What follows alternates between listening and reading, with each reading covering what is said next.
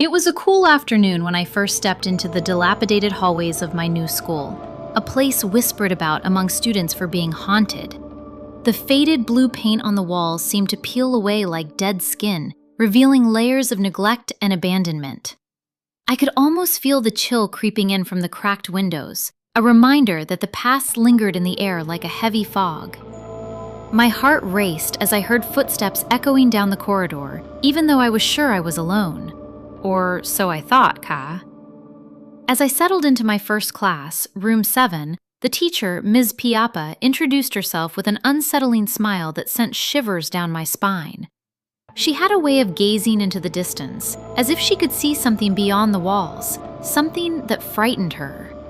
The students, all wearing their crisp white uniforms, seemed eerily quiet, their eyes darting around as if they were expecting someone, or something, to appear. I couldn't shake the feeling that I was being watched, as if hidden eyes were tracking my every movement, Ka. During lunch, whispers filled the canteen about a student named Nara, who had mysteriously disappeared years ago. They said her spirit roamed the school, searching for something she had lost. My heart thudded louder with each haunting tale, the atmosphere thick with tension and the smell of stale food. I could almost see Nara's ghostly figure in the corner of my eye, flitting between tables, her long hair flowing like shadows. The air grew heavy, as if the walls were closing in, and I felt a cold breeze brush against my neck, causing the hairs on my arms to stand on end, Ka.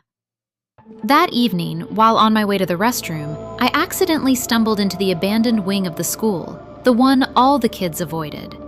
The moment I crossed the threshold, the temperature dropped, and a suffocating silence enveloped me, broken only by the distant creaks of the building settling. My breath quickened as I stepped lightly on the dusty floor, trying to suppress the urge to run. A flickering light caught my attention, and I hesitated, my heart pounding like a drum in my chest, wondering if I was truly alone, Ka. I turned the corner and found myself facing an old classroom, its blackboard covered in strange, faded symbols that resembled ancient runes. The air was thick with the smell of old paper and mold, and I could sense something was off.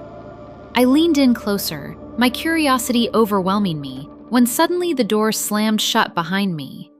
I whirled around, panic rising as I realized I was trapped in this forsaken room.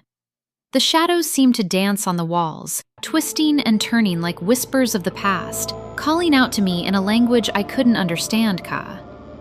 Then, a soft whisper floated through the air, sending chills down my spine. It called my name, a sweet, melodic sound that felt both inviting and terrifying. I looked around the room, my heart racing, searching for the source. "Come play with me," the voice urged, echoing in the silence like a haunting lullaby. I felt an overwhelming urge to respond, to answer the call, but a part of me screamed to get out. My instincts battled with my curiosity, and I hesitated, rooted to the spot, Ka. As I took a step back towards the door, the lights flickered violently, casting long shadows that twisted and morphed into grotesque shapes. I could see the faint outline of a girl standing in the corner, her face obscured by long, tangled hair. Panic surged within me, and I pushed against the door, feeling it resist as if something from within was holding it shut. I could hear the soft giggles echoing around me, a chorus of laughter that chilled my blood.